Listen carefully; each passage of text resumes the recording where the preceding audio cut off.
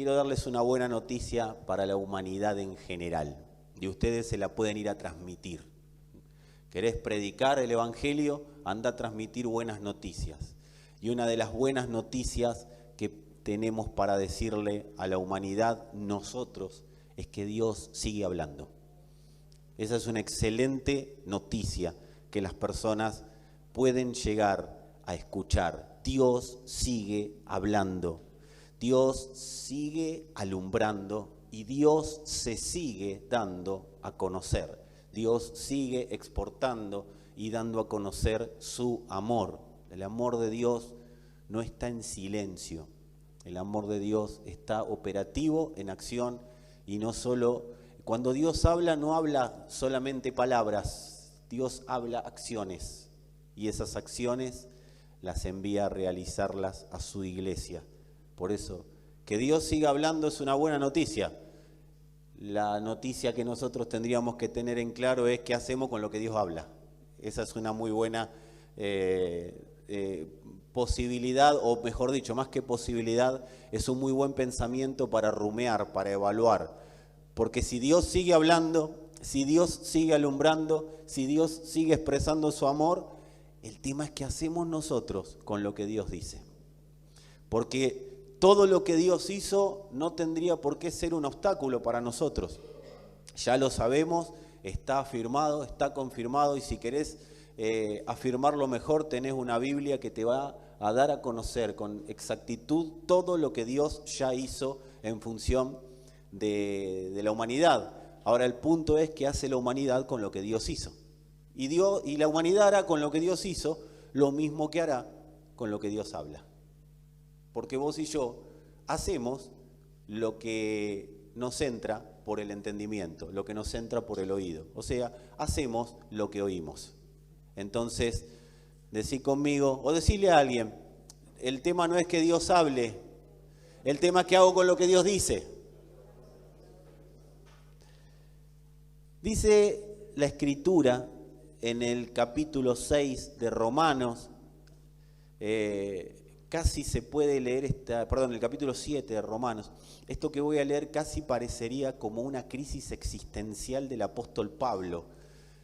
Y le pasó a Pablo esto que voy a leer, seguramente a ninguno de nosotros nos pasó ni nos volverá a pasar.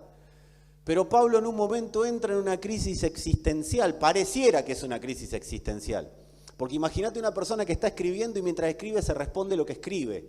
Cualquiera de nosotros a una persona así la enviaría a un psicólogo, ¿sí?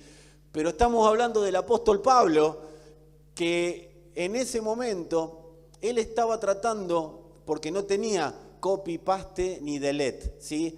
Pablo no tenía una Mac, ni una Samsung, ni una, tírenme nombre si quieren, ni una Lenovo adelante, ni una HP. Pablo tenía una pluma y lo que le quedaba para escribir, que lo que escribía en lo que había, ¿sí? Un boleto de colectivo, lo que sea. Pablo agarraba y lo usaba para escribir.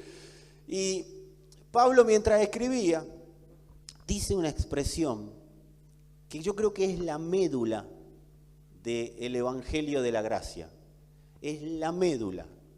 Y Pablo dice en Romanos 7, o escribe en Romanos 7, arrancamos en el 14, porque sabemos que la ley es espiritual, mas yo soy carnal, vendido al pecado, porque lo que hago no lo entiendo. ¿Alguien alguna vez dijo eso? Porque lo que hago no lo entiendo. Yo lo dije un montón de veces. ¿Qué estoy haciendo? Si no entiendo lo que estoy haciendo. Pero no que no entiendo porque no sé lo que hago. No entiendo cómo puedo estar haciendo esto si no debería estar haciéndolo. Dice Pablo, porque lo que hago no lo entiendo. Pues no hago lo que quiero, sino lo que aborrezco. Eso hago. O sea, lo deja claro. Eso hago, dice. Sigo preguntando. ¿Sigue pasando lista, Pablo? ¿Entre nosotros? Y si lo que no quiero, esto hago, apruebo que la ley es buena. O sea, yo sé que lo que estoy haciendo está mal. O sea, que lo que Dios dice está bien. Como yo sé, cuando me doy cuenta que lo que estoy haciendo está mal, estoy diciendo que lo que Dios habla está bien. Entonces, cuando yo entro en esos conflictos, decirle a alguno, cuando entras en esos conflictos, hay oportunidad. El tema es cuando no entramos en esos conflictos. Cuando no está el conflicto, bueno, ¿qué va a hacer? Ya está, ya fue, ahí es el problema. Pero cuando está el conflicto, hay oportunidad de solución. Hay Dios hablando y yo todavía oyendo, aunque sin gestión, pero oigo.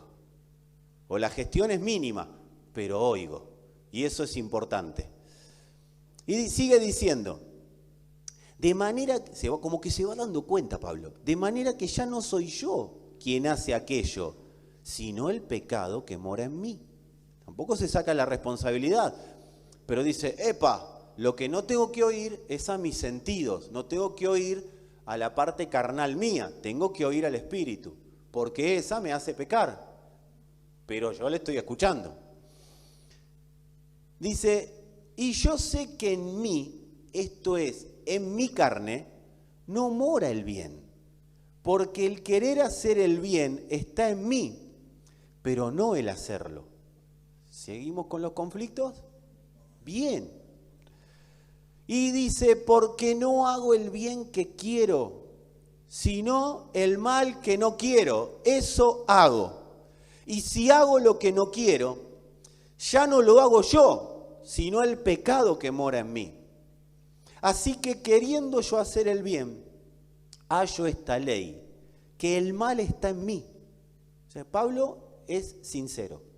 En mí está el mal. Hay una doctrina por ahí dando vueltas que no, ya sos nueva criatura, no hay más pecado, no hay más nada en vos, toda la naturaleza pecaminosa se fue. Y yo los oigo y digo, wow, ¿y cómo haces cuando te viene una tentación, hermano? ¿De dónde vienen entonces las tentaciones? Porque Santiago dice que las tentaciones vienen de adentro nuestro. Entonces esa doctrina de que yo ya sé, Dios, ya soy nueva criatura. Sí, en el espíritu.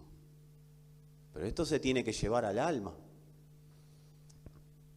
Y después irá a regenerar todas las áreas que el alma abarca. Y dice, continúa diciendo Pablo, porque según el hombre interior, ahí viene, me deleito en la ley de Dios, pero veo otra ley en mis miembros, que se rebela contra la ley de mi mente y que me lleva cautivo a la ley del pecado que está en mis miembros. ¿Sí? Acuérdense, los sentidos están gobernados por el pecado. Y no hay que esquivarle el paso a esto. O sea, no hay que correrse de esto. Hay que tener claro que en nuestros miembros está la naturaleza de querer hacer lo que quieren.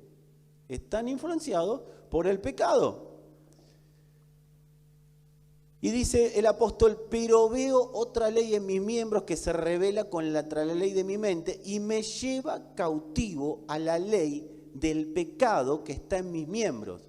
Y acá Pablo dice una expresión que habla de la humildad que este hombre manejaba. Porque Pablo podía haber dicho, yo soy Pablo, naturaleza celestial, tuve 14 años preparándome para el ministerio, soy un hombre de Dios que camino arriba de una nube en esta tierra. Pero Pablo dice algo que yo he dicho muchísimas veces y espero que apelo a la humildad tuya y que seguramente y quizás hayas dicho. ¿Quién me librará de este cuerpo de muerte? Miserable de mí, ¿quién me librará de este cuerpo de muerte? Quiero decirte que si alguna vez quisiste sacarte el cuerpo de encima, no lo lograste, te lo aviso. Pero ¿cuántas veces en nuestro corazón, quizás no con las mismas palabras, pero che, loco, no cambio más.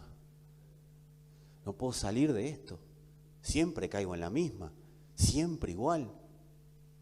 La verdad que lo mío es un desastre. ¿Sigo pasando lista?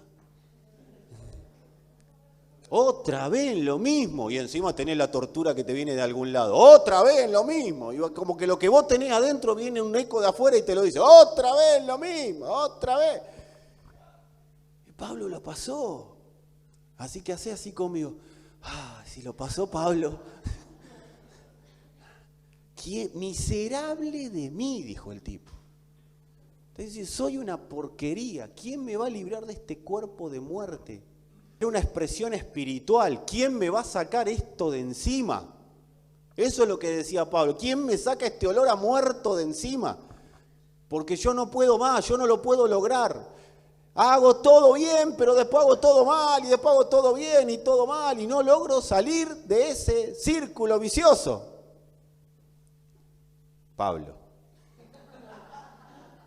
¿Quién me librará de este cuerpo de muerte? Pero mientras Pablo estaba escribiendo, yo creo que hizo... Aconteció un día, vino a su vida, se acordó de algo y dijo: gracias a Dios por Jesucristo, Señor nuestro. Gracias a Dios por Jesucristo, Señor nuestro. Así que yo mismo, con la mente, sirvo a la ley de Dios, mas con la carne a la ley del pecado. Y acá lo termina de cerrar.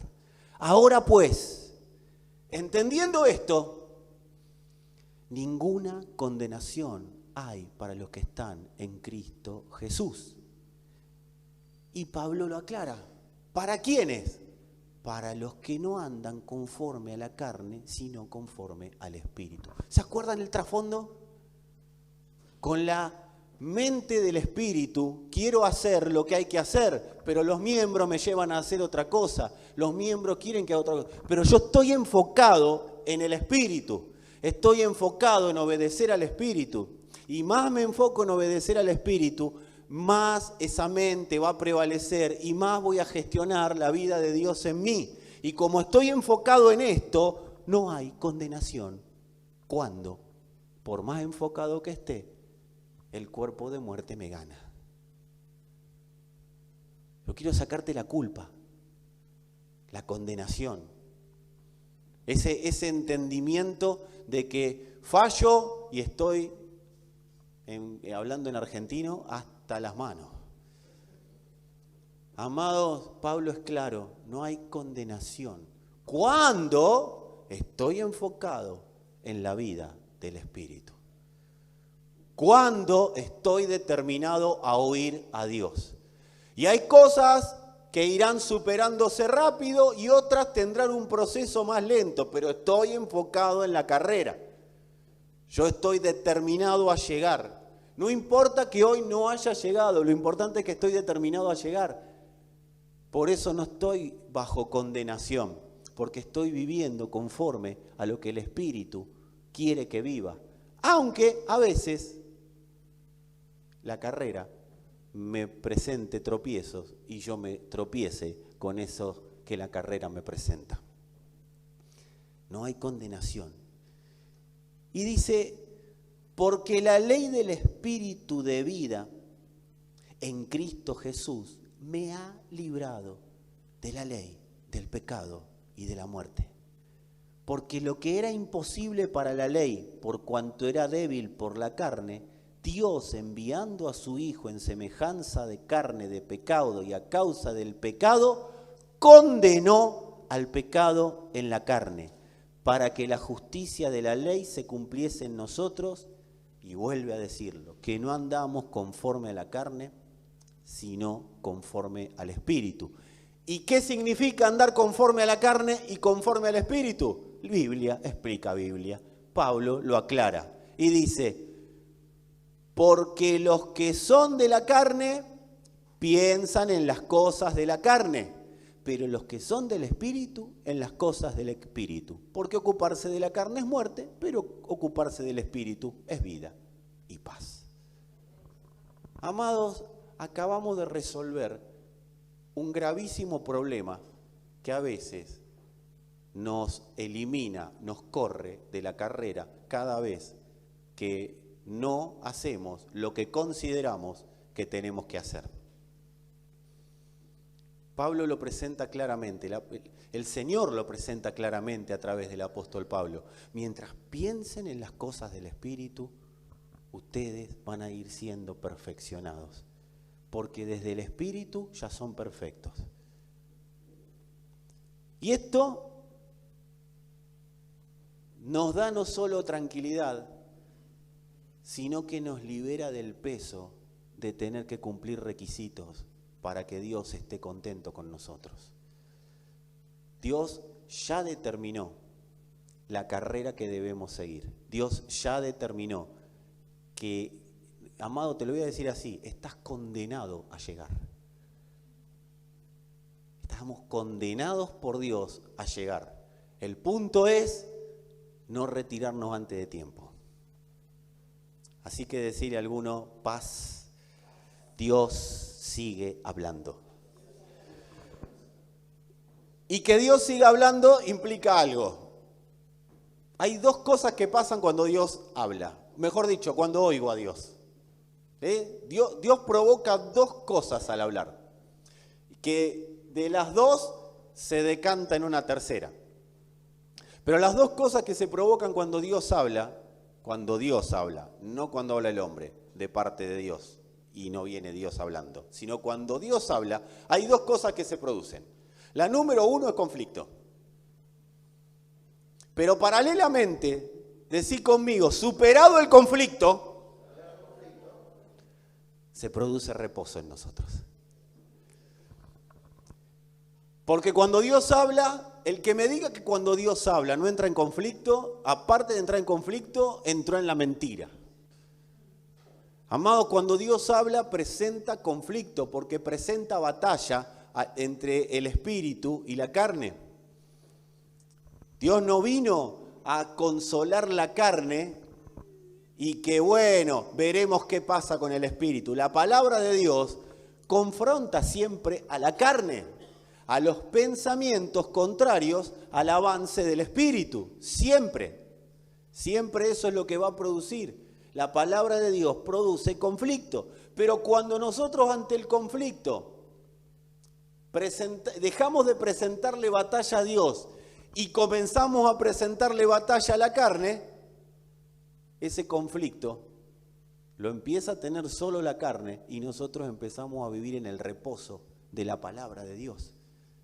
Porque ahí no es que yo confío en la victoria sobre la carne, Él es la certeza de que ya venció a la carne. Y eso es el reposo que se produce en nosotros. Y una vez que ese reposo está, empiezo a experimentar la libertad del Espíritu, la libertad que Dios nos entregó en la cruz. ¿Por qué fuimos libres? Y porque Él venció por sobre todo. Esa libertad que Él presenta ya está consumada. Ahora que yo la viva dependerá de mi acción ante la palabra. Si ante el conflicto huyo y abrazo lo que a mí me conviene, lo que a mí... es muy difícil, esto es muy difícil. Amado, el Evangelio no es difícil, es complejo, pero no es difícil. Lo que es difícil es superar la etapa de conflicto. Pero es difícil para nosotros, no para Dios. Eso ya está superado desde la óptica de Dios, el Espíritu ya venció. Ahora, ¿cómo voy a experimentar la libertad? Dependerá de lo que haga con la palabra. De lo que yo haga con la palabra dependerá, o sea, de mi acción ante la palabra de Dios, será la libertad que experimente o no. La libertad no es que depende de mí, yo no me puedo hacer libre del pecado y de la muerte. Eso ya lo hizo el Señor. Ahora, vivir en eso dependerá de la acción ante la palabra de verdad. Porque la palabra de la cruz no viene a decirme, sos libre, pero viví en libertad. De eso se trata. Ahora bien, definido esto, ¿está definido esto? ¿Sí? Definido esto, y si no está definido, primeros 22 minutos, úsenlos para definirlo. Porque una vez que esto está definido, hay una pregunta que cada uno de nosotros se tiene que hacer. ¿Cuántos se quieren hacer una pregunta hoy? No importa si algunos sí, otros no. La pregunta que me quiero decir conmigo, ¿de verdad Hacete esta pregunta, hagámonos toda esta pregunta, todos hagámosla. ¿De verdad quiero que Dios hable? Esa es una buena pregunta para hacernos. Señor, quiero oír tu palabra. Y Dios dice, ¿de verdad querés que yo hable? Porque vas a entrar en conflicto. Hace poco alguien me comentaba de lo bien que estaba una persona. Que venía barro, que la venía, no sabe cómo la agarra, cómo viene. Bien. Espera la vuelta, le dije. Cuando pegue la vuelta a la palabra y se acomode y asiente, ¿vieron cuando nos pasó acá varias veces cuando hemos hecho alguna remodelación o pintura que lijamos? Y viste cuando estás lijamos, Aramo dijo el mosquito. Yo vine a cebar mate y los chicos lijaban. Bueno, tampoco se ve mate, pero estuve acá. Y viste que cuando estás lijando, no ves el polvillo, pero de repente, al otro día, las que vinieron a limpiar el otro día me hacen así, al otro día se asienta. Y cuando se asienta, otra vez. Pero el problema es que limpiaste y no te diste cuenta que todavía había en el aire. Y venís al otro día y se vuelve a asentar. Eso es lo que pasa con la palabra. La parábola del sembrador es clave. La parábola del sembrador dice, a la verdad, la palabra es oída con gozo por algunos. Pero luego viene el maligno y la arrebata. Porque la palabra, de verdad, al principio, vos fíjate, Jesús empieza a predicar, dice, el Espíritu del Señor está sobre mí por cuanto me ha ungido, y empieza a hablar, dice, wow, qué autoridad. Y cuando dice esta palabra se cumplió delante de ustedes, wow, y de repente les empieza a hablar más profundo la verdad. Y dice que se lo llevaron hasta el borde de un acantilado para tirarlo abajo. Y como no era su tiempo, no sé cómo habrá sido, pero lo llevaron, lo empujaron y de repente se fue por el medio. Y se volvió. ¿Por qué? Porque cuando la verdad se asienta, hay que esperar la vuelta de esa verdad.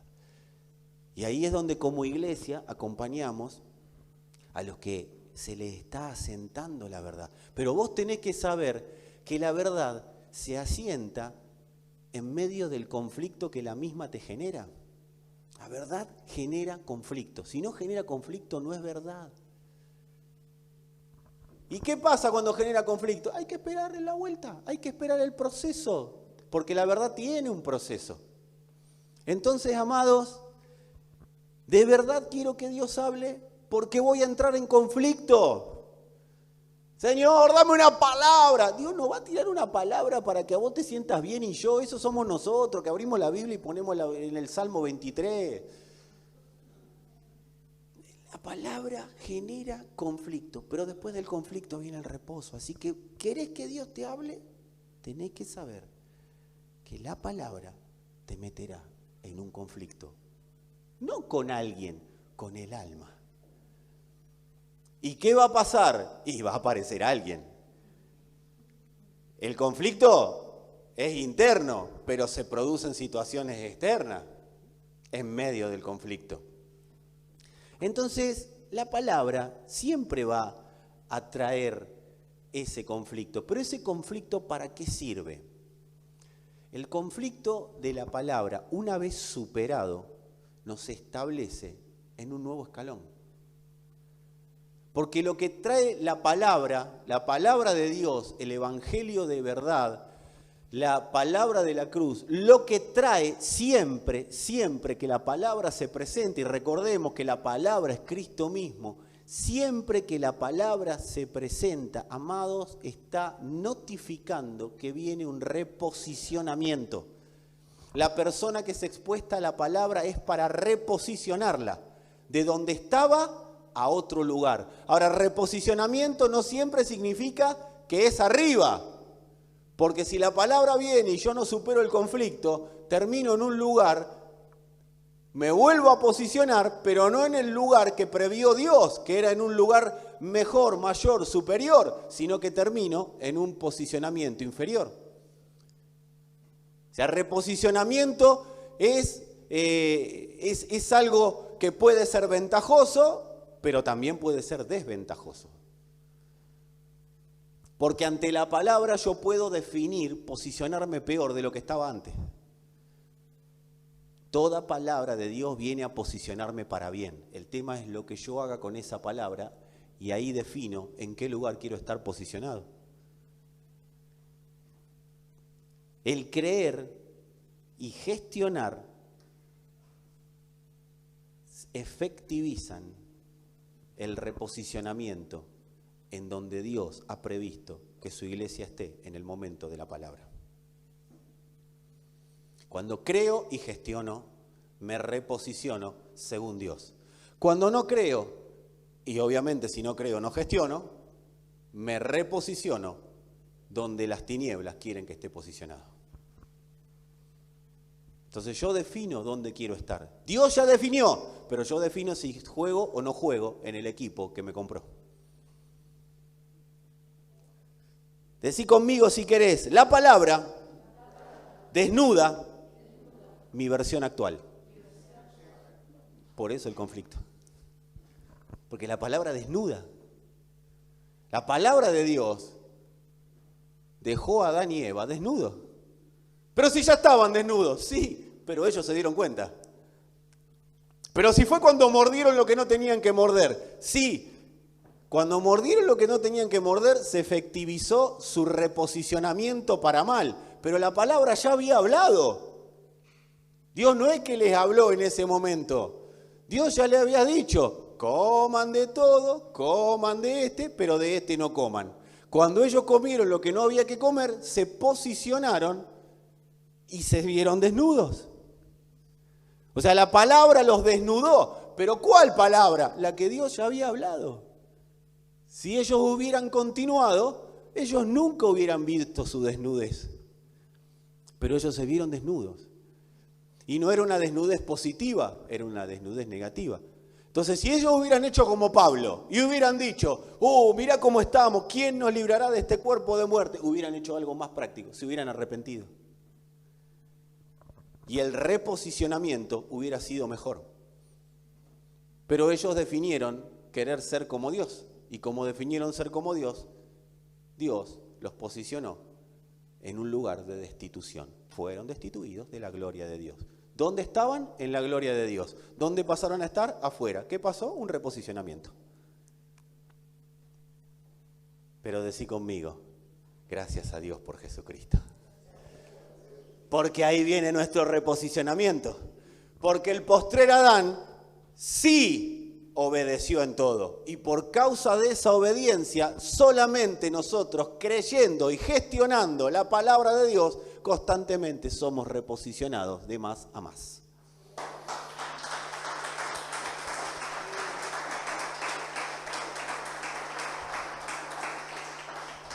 Por eso, amados, ¿Dios me tiene que hablar o no? ¿Quiero que Dios me hable? Porque cuando Dios habla, habla diciendo esto: no hay condenación para el que está en Cristo. Así que no tengas temor de una palabra de Dios, porque no va a venir a condenar, pero sí va a venir a reposicionar. Esa palabra nos reposiciona. Así que nuestra nueva versión dependerá de nuestra nueva posición. Y esa nueva versión dirá si he adquirido madurez o me posiciono en inmadurez. La madurez no es, che, ¿cómo madurás? Qué bien, últimamente sos mejor persona. No, la madurez tiene que ver con el aumento de Cristo en nosotros. O sea, del fruto del Espíritu dándose a conocer con más efectividad cada día. Ahí es donde se aplica cuando Pedro dice, añadan a vuestra fe virtud y todas las cosas que propone que sean añadidas. ¿Por qué? Porque no es añadan, agarren un pedazo de fe y traigan un pedazo de virtud y pónganselo dentro del cuerpo. No, amados, eso ya está. O sea, a lo que de la fe están dando a conocer, añadan una medida de virtud. ¿Qué es eso? Una medida mayor de Cristo. O sea, continúen madurando en lo que ya son. O sea, que vamos siendo madurando. ¿Qué es algo que madura? Y hasta que se da el fruto, ¿o no? Bueno, continúen madurando en lo que son el fruto del Espíritu en la tierra. Pero de eso, ¿podemos ir hacia la madurez? o podemos posicionarnos en inmadurez. Nosotros no podemos producir Cristo. Cristo ya está producido, ya está hecho por el Padre. Lo que nosotros podemos evitar o no es la expresión de ese Cristo en nuestra alma y de ahí hacia el exterior. Nosotros le podemos poner freno o permitir que Cristo continúe reproduciéndose en y desde nosotros. Así que, si nuestra nueva versión es madurez, habrá una mayor revelación o mayor entendimiento de Cristo. Una de las acepciones de la palabra oír, cuando el Señor decía, oíste que fue dicho, pero yo digo, ¿se acuerdan? Cuando la Escritura habla de oír entender. O sea, entendieron que fue dicho, pero yo digo, ahora me van a entender de nuevo, los reposiciono en un lugar de un entendimiento mejor. Oír y entender prácticamente para Dios es exactamente lo mismo, porque Él nos dio sus oídos para entenderlo. De ahí a que lo gestionemos es otro problema. Pero la realidad es que Dios determinó darse a conocer en nosotros, que lo oigamos en ese darse a conocer, en ese oír entendemos y en ese entender maduramos. Pero todo tiene que ver con la gestión, con la puesta en práctica de la palabra que se nos asigna en el momento. Y vos decís, pero gestión, ya lo venimos hablando. Sí, pero cada palabra tiene su gestión. No su gestión de sugestionarse. Cada palabra tiene su gestión. Amados, vos podés haber salido campeón ayer, pero mañana empieza un nuevo campeonato. No, yo soy campeón toda la vida. No, ganaste una vez sola. Así que madurez o inmadurez va a determinar la versión actual o la versión desactualizada que yo pueda tener de Cristo. Si yo maduro, voy a tener una versión más actual porque lo voy a poder ver mejor. Si involuciono, o sea, si produzco en mí inmadurez, amado, voy a tener una versión desactualizada de Cristo. Y como bien nos decía hoy Marcos, voy a estar donde Dios no está. Y ahí empiezo. ¿Sabe lo que le pasa a la gente que está donde Dios no está? Pero por causa de no gestionar lo que debía gestionar, se inventa una religión. Toda religión aparece cuando las personas evaden el conflicto. ¿Y qué es evadir el conflicto? Evadir la cruz que me presenta la palabra para posicionarme mejor. Si yo evado eso, aparece una religión. No es que me voy, no tengo que ir a ningún lado para que aparezca para ir a una religión. Tengo que ir adentro mío nomás. Es cuando no me posiciono donde Dios habló, amados, automáticamente aparece una religión. ¿Qué es una religión? Todo intento humano por ligarse a Dios. Hay un Babel listo para manifestarse en cada uno de nosotros. Hay una torre de Babel lista para ser construida en cada uno de nosotros. La torre de Babel tiene sonido, no les digo eterno, pero que tiene sonido milenario, lo sigue teniendo. No es eterno porque es de acá, pero nada más, porque tiene sonido milenario. Adán trae incluido Babel. ¿Y qué es Babel? Cuando construían la torre de Babel era la idea de ellos de llegar a Dios como se les cantaba llegar a Dios. Eso es Babel, esa es la religión. Así que yo tengo que entender que la versión de Dios que tenga es la versión de Dios que voy a manifestar. Y eso es importante ¿en qué? Porque eso va a determinar la influencia que Dios tenga en todos los asuntos que se me dieron a administrar. La versión de Dios que yo tenga es la que voy a manifestar, es la que voy a creer y bajo la que me voy a someter. Y eso va a determinar la versión de Dios que le dé a conocer a todo lo que se exprese delante mío y a todo lo que se me dio a administrar.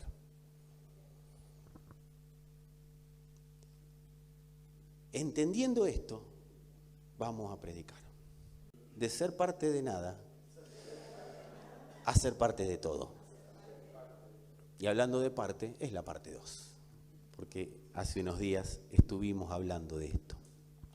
¿Cuál es el requisito principal para el reposicionamiento? Todo aquel que quiera reposicionarse donde Dios habló, tiene que cumplir un requisito principal, y es el arrepentimiento. Arrepentimiento no es una cosa así como que, qué garrón lo que hice, porque Pablo no está diciendo en Romanos, qué garrón lo que hice, ahora qué hago, me voy a justificar, bueno, voy a decirle que qué va a hacer. Hay cosas peores, todos pecamos, ¿eh? Pablo no decía eso. Somos todos pecadores. A ver, el que esté libre de pecado, que tiene la primera piedra, porque esa es la primera que saca el pecador de afuera, de adentro, la saca. Nadie te está acusando, campeón. Simplemente estamos tratando de ayudarte a salir de ahí, reposicionarte. No, bueno, pues ¿sabés por qué? ¿Sabés por qué lo hago? Y lo hago porque... El saber por qué lo hago es enemigo del reposicionamiento. Yo sé que acá nadie lo dijo, pero has escuchado. No, ¿sabés qué? Si él o ella no sería así, y yo podría ser de otra manera. Es todo justificar. Adán le dijo a Dios, fue por tu culpa que yo comí. Eso fue lo que Adán le dijo a Dios. Por tu culpa yo comí del árbol. No, si no está escrito. ¿Cómo que no? Si dijo la mujer que me diste. Si vos no me hubieras dado esta mujer, yo no hubiera pecado. Si vos no me hubieras dado esta mujer, yo no mordía, porque ella fue la que me influenció. ¡Qué paciencia Dios, hermano! Cualquiera de nosotros, ¿sabe qué? ¿Cómo se llama el superhéroe? Vos debés saber, Sergio, el superhéroe ese que te mira y sale el fuego. ¿Cíclope? Que tiene los anteojos. Eso. Ese, Cíclope. Bueno. Si alguno de nosotros hubiera sido Dios, se transforma en Cíclope, amado. Te dije, no mordá del árbol. Va, mordé del árbol y me decís que la culpa la tengo yo. Mínimo, cara rota le hubiera dicho. El Señor lo dejó hablar. Decime si no es bueno Dios. Lo dejó hablar. ¿Sabe por qué lo dejó hablar? ¿Sabe por qué Dios nos deja hablar? Porque en eso está esperando el arrepentimiento. Lo voy a volver a decir. Porque Dios cuando te deja hablar es porque está esperando el arrepentimiento. Él confía en el Cristo que está en vos. Y confía en que lo vas a oír. Y hay un Cristo diciéndote, no le digas que no te justifiqué, no te justifiqué.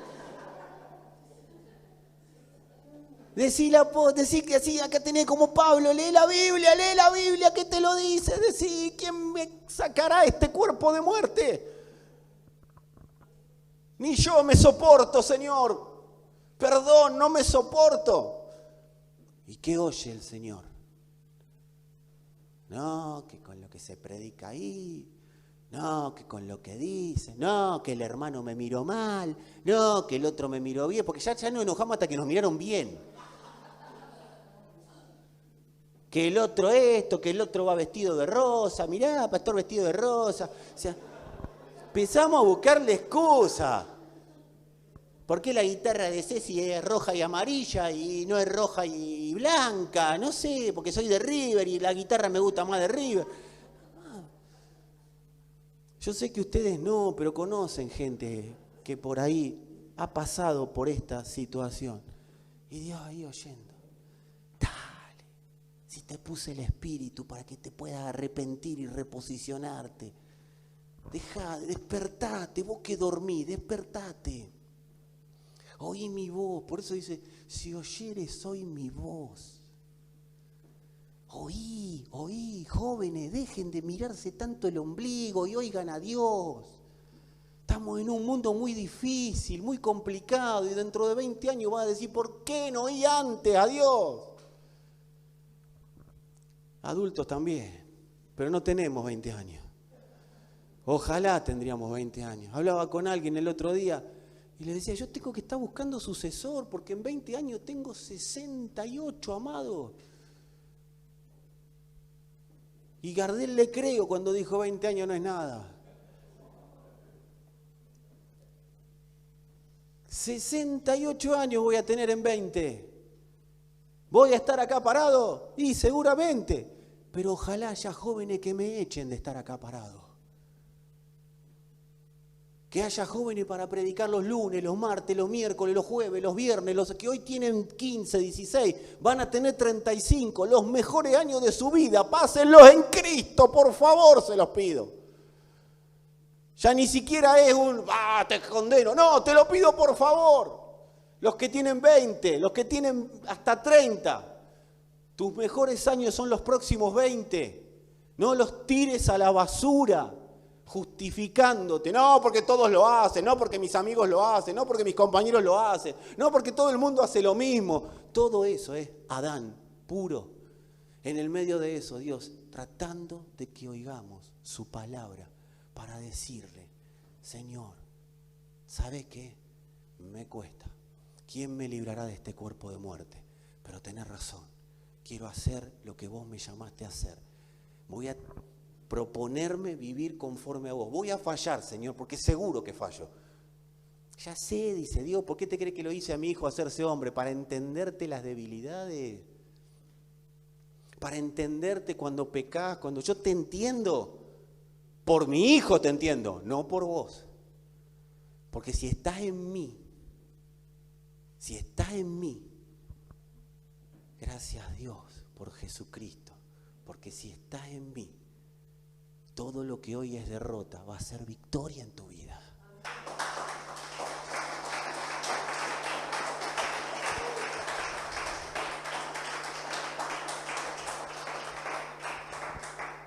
Así que nos arrepentimos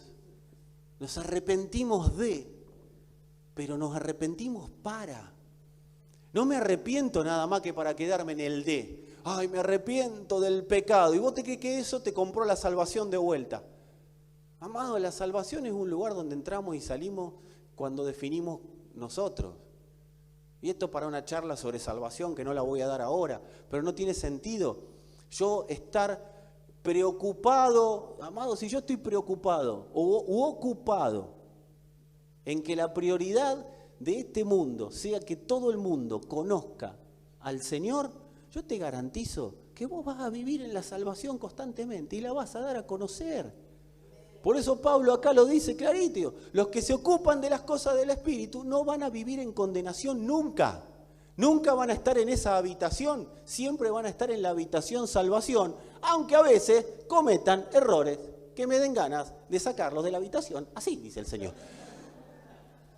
Pero no lo saqué a Adán. Adán se fue solo. Adán se fue solo porque él definió vivir afuera. Dios no echa a nadie de ningún lado. No, pero ¿cómo? Si lo destituyó de la gloria de Dios. No, vino el Señor Jesús y dijo, yo no los condeno, la palabra los condena. Lo que ya habló mi Padre los condena. Nadie es condenado si no es porque definió desobedecer la palabra de Dios. Las personas se corren solos, se van de la no hay condenación para quien está en Cristo. Dios no lo echa. La casa de Dios, que es Cristo, estuvo, está y estará siempre en el mismo lugar. Dios fijó de residencia y de ahí no se movió nunca. Dios nunca se mudó, por eso dice que Dios no tiene mudanza. La palabra de Dios no tiene mudanza. Él no cambia. Lo que sí va pasando es que a medida que maduramos, vamos entendiendo mejor de qué se trata la vida de Dios. Entonces vamos teniendo mayor claridad, vamos teniendo mayor entendimiento, vamos llegando como Pablo a no bastardear la gracia por mis pecados. Pablo es claro, ¿qué vamos a decir? Che, que la gracia, ¿vamos a pisotear la gracia? No se trata de pisotear la gracia, voy teniendo entendimiento y voy entendiendo mejor de qué se trata la gracia. Voy conociendo más acerca de esta gracia. No es que me la leyeron en un librito, la voy conociendo mejor. ¿Por qué? Porque voy madurando. Así que, amados, esto yo lo ejemplifiqué para los jóvenes, pero todos necesitamos entender que no tenemos un tiempo definido por nosotros en esta tierra. Nosotros no podemos definir el tiempo. Vamos a ir programando los próximos 20 años. La pregunta es, ¿te vas a dedicar y me voy a dedicar a que avance el propósito eterno de Dios en la tierra? ¿O te vas a dedicar y me voy a dedicar a que avancen las tinieblas en la tierra? No hay tres. O avanza Adán o avanza Cristo. O avanzan las tinieblas o avanza la luz. No tenemos tres opciones. Yo defino a quién le voy a poner nafta en mi vida. Yo, como dirían los centroamericanos, yo defino a qué le pondré combustible. ¿A qué le va a poner combustible, chico? ¿A qué le va a poner gasolina? Tiene razón acá el hermano, me corrigió en cubano básico. Amado, ¿qué es arrepentimiento? Es oír y obrar la palabra de Dios. Hoy, sin condiciones.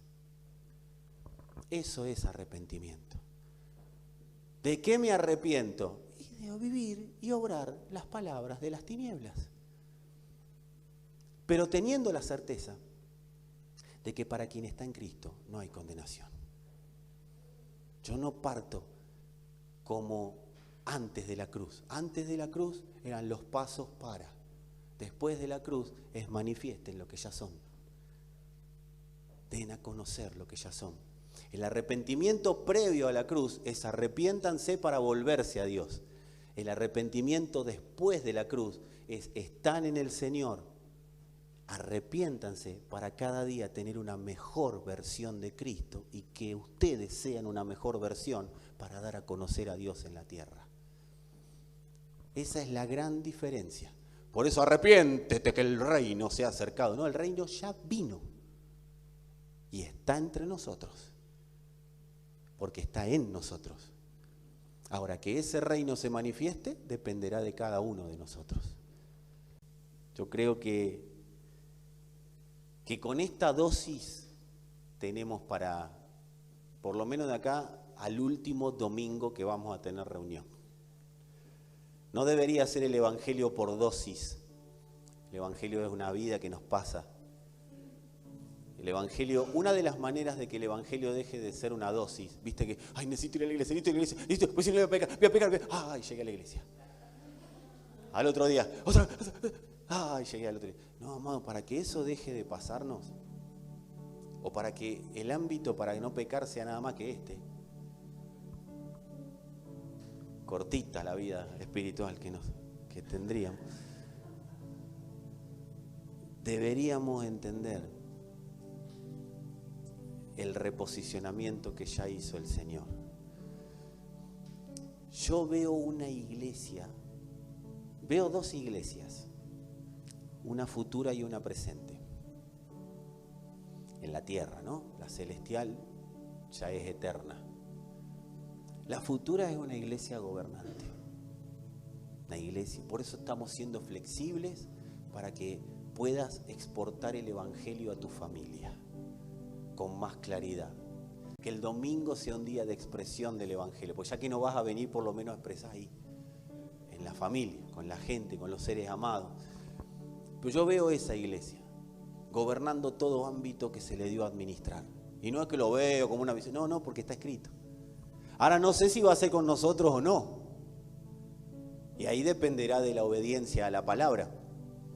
Yo no sé si va a ser con nosotros, no sé si va a ser con estos jóvenes o va a ser con los niños o con los hijos de nuestros niños, no lo sé. Porque dependerá mucho de la determinación de los padres de hoy, lo que pase con los adolescentes de hoy, lo que pase con los niños de hoy y con lo que pase con los hijos de nuestros niños de hoy. Dependerá mucho de las determinaciones que tomemos. Dependerá mucho de unificar criterio en la mente de Cristo. Una misma mente, un mismo parecer. Dependerá mucho de que nos ocupemos y propongamos como iglesia trabajar para que prolifere la verdad. Nosotros no tenemos que trabajar para detener la mentira. Nosotros trabajamos para que la verdad avance. Porque si avanza la verdad, la mentira va a retroceder. Pero si tenemos un financista como George Soros que le pone $100 millones a las campañas a favor del aborto y nosotros estamos viendo, a ver cuál es el billete más chico que tengo en el bolsillo. Amado, estamos hablando de proliferar la verdad. Esto es antipático, pero es parte de la verdad. Alguien me preguntó el otro día, ¿cuál querés? Algo, y le dije, ¿qué respuesta querés? ¿La que duele o la que no duele? Bueno, yo te acabo de dar la respuesta que duele. Porque una misma mente, un mismo parecer, un avance de la verdad debe ser propuesto con un avance de todo nuestro sistema de creencias, con todo nuestro ser. Hablé del dinero, pero es un ejemplo. Pero todo nuestro ser tiene que estar abocado a la vida del Espíritu. La vida del Espíritu no es, ay, que el Espíritu, voy a llorar un poquito. La vida del Espíritu avanza la verdad. ¿Sabés por qué Pablo escribió esto? Porque Pablo estaba seguro de que él estaba llenándolo todo con el Evangelio, que su vida estaba sembrada y que bueno, si le erro, pero yo voy para adelante, hago lo que tengo que hacer, tarea que se me encomendó, ir. No, Señor, llámame, háblame. Y no se levanta a la mañana para venir un ratito a una congregación. O sea, amado, necesitamos salir. Ahora te la solucionamos, ahora podés venir a la tarde tranquilamente, o sea, pero necesitamos salir. No, ya me la veo venir, porque se viene enero. Ay, son muy temprano las reuniones, pastor, ¿no la podés hacer más tarde? Bueno, dale, vamos a hacer las 8:30. Ay, pero termina tarde. Así vamos a hacer avanzar la verdad. Vos tenés que entender, hay gente en juego, vos ya sos salvo. Hay que ver qué pasa con los que están alrededor nuestro, amado. No, yo ya le prediqué y se salvó porque dijo que sí. Hay algo que hizo la religión. La religión nos atrofió el cerebro. La religión atrofia las mentes. Atrofia las mentes. Es más nociva para el pensamiento, para tomar decisiones. La religión es más nociva que la cocaína, amado. Produce una atrofia tal en el pensamiento que no te deja pensar correctamente conforme a Dios. Te destroza la manera de pensar. Querés implementar la verdad y te contrasta con la religión. Lo voy a decir en inglés. La religión is trash. Es basura, amados. La religión es basura y esa basura hay que erradicarla de nuestro corazón. Necesitamos trabajar en una misma mente y un mismo parecer. Si hay algo que vino en la religión fue a sacarnos de una misma mente y de un mismo parecer y que cada uno viva conforme a la religión que se inventa. Porque cada religión tendrá un Dios. Y la Escritura dice, un Dios, una fe, un bautismo, un Padre de todos nosotros. De eso se trata, salir del espíritu religioso. Y te doy, para terminar, una pauta fundamental que me voy a dar cuenta si estoy absorbido por el espíritu religioso o no, que la religión es parte de un sistema de mentiras. Mira, yo prefiero un satanista a un religioso, porque del satanista me la espero. El religioso tiene, como dice la Escritura, apariencia de piedad. ¿Qué es la apariencia de piedad? Se hace el que, pero no es nada. Y no estamos hablando, por eso quiero salir de una palabra que la religión la tiene muy arraigada, y es la hipocresía. Hipócrita no es el que la pelea y falla, pero viene a la congregación y le busca la vuelta. Ese no es hipócrita, ese es alguien que está en proceso de madurez, de crecimiento. Hipócrita es el que lava los trapos de otro y no se lava los suyos.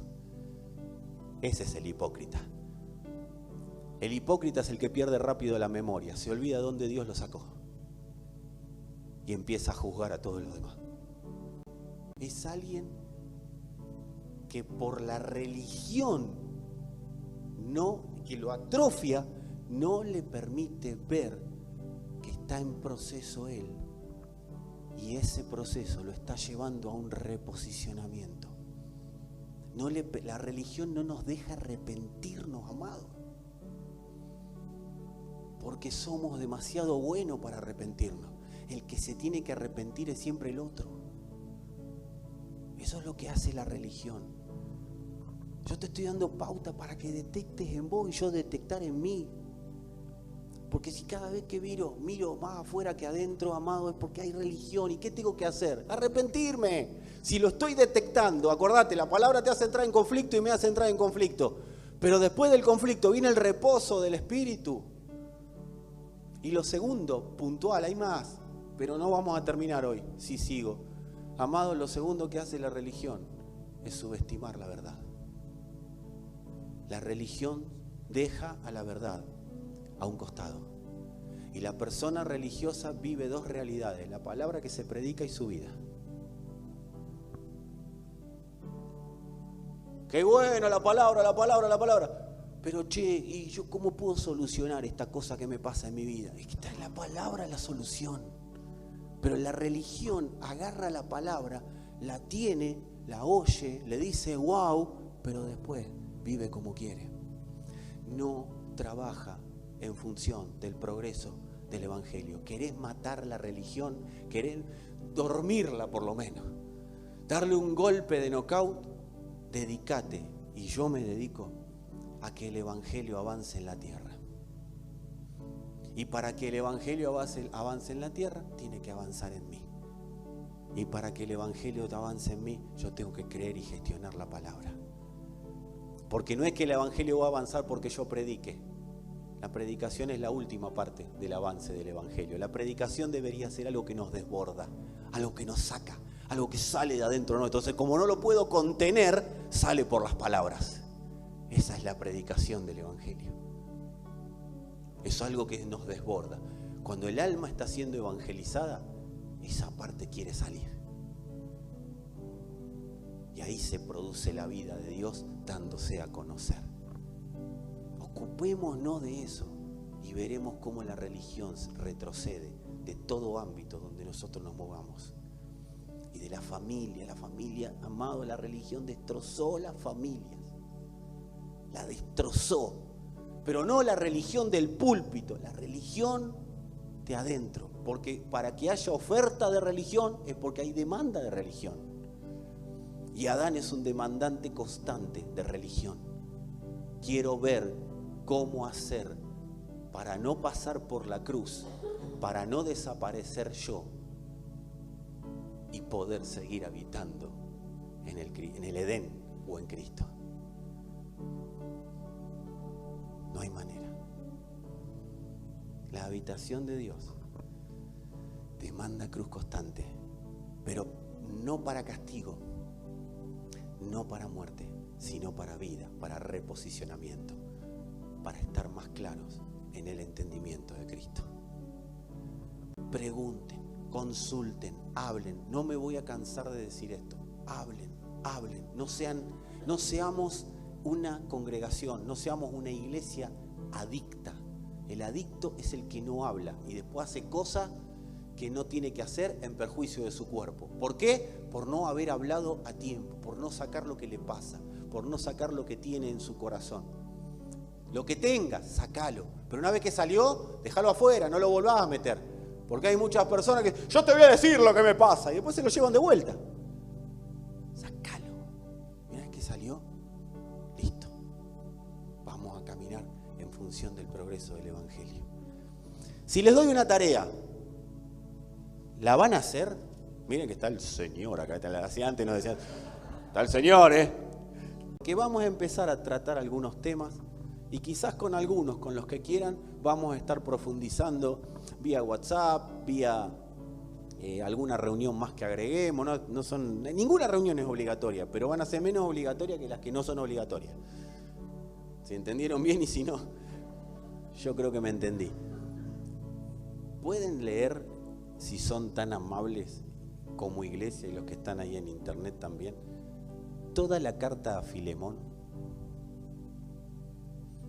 Yo les pido que lean la carta de Pablo a Filemón. No la voy a predicar ahora, pero vamos a estar entre todos haciendo aportes de esa carta. Pero léanla con la mente de uno, con la mente de unificar. Hay gente que me dice, ¿qué empiezo por leer la Biblia? Acá te estoy dando. Filemón. La carta a Filemón. Lo único que les voy a adelantar, les voy a meter en un contexto, ¿sí? De la carta a Filemón. Pablo le habla a Filemón de un tal Onésimo, ¿sí? Qué nombrecito que había en esa época, ¿eh? Si hay alguno acá, pide disculpas, pero ese Onésimo era alguien, que Pablo lo dice ahí en la carta, que se convierte en la cárcel. Y ustedes en este momento no van a entender cómo se vincula esto con la palabra, pero cuando lean la carta y el contexto se van a dar cuenta que se vincula con la palabra. Filemón es alguien que se ve que era un hacendado, alguien que tenía dinero, alguien que tenía algún emprendimiento, una empresa, y Onésimo era esclavo de Filemón. Onésimo, por hacer algo con Filemón, ¿ustedes me entienden? Por hacer algo que no tenía que hacer, termina preso Onésimo. En la cárcel, Pablo le predica el evangelio y Onésimo se convierte. Pero acuérdense que Pablo le había predicado y se había convertido Filemón.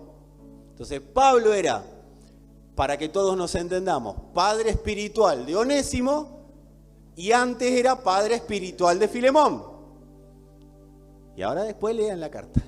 Con este contexto, acuérdense, va preso, Pablo le predica, se convierte. Y afuera estaba el perjudicado. Y Pablo le escribe al perjudicado.